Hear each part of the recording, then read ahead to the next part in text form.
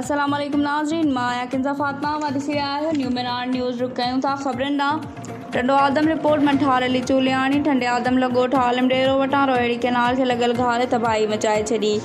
UC शहर मोहम्मद डेरो जे ॻोठ मुरीद राजर जे कंहिं बि सरहंदीअ वारनि सार न लधी ॻोठाणा खुलियल आसमान हेठि बेयारो मददगार वेठल आहिनि।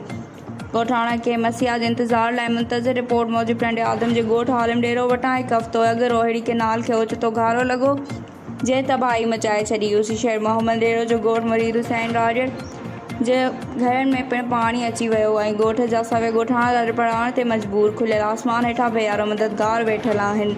उन मौक़े ते रहवासियुनि सहाफ़ नालो दाहींदे चयो त रोहिड़ी कैनाल खे लॻल घारे सबबि असांजे ॻोठ जा केतिराई घर पाणी में ॿुॾी विया, माल मता सभु लुड़ी विया, सिर्फ़ु पंहिंजो सिर बचाए निकिरी आयासीं। हुननि चयो त असांजो सभु कुझु बर्बाद थी वियो आहे, पर अफ़सोस आहे जो हिन वक़्त ताईं कंहिं बि चूंडियल नुमाइंदे DC सां गॾु सेनेटर या ॿियनि वस वारनि पारां का बि माली सहायता न कई वई आहे ऐं न ई असांजी का सर संभाल लधी वई आहे, जंहिं सबबि असांजा बचा बुखूं काटे ते मजबूर थी विया आहिनि। हुननि वज़ीर आला सिंध PDM वज़ीर आला सिंध पारां मुक़ररु थियल फोकल पर्सन शाहिद थीम ऐं ॿियनि अमलदारनि खां मुतालबो कयो आहे त फौरी तौर ते असांजी वाहर कई वञे त जीअं असांजे बचनि खे वधीक बुखुनि कटण खां बचायो वञे।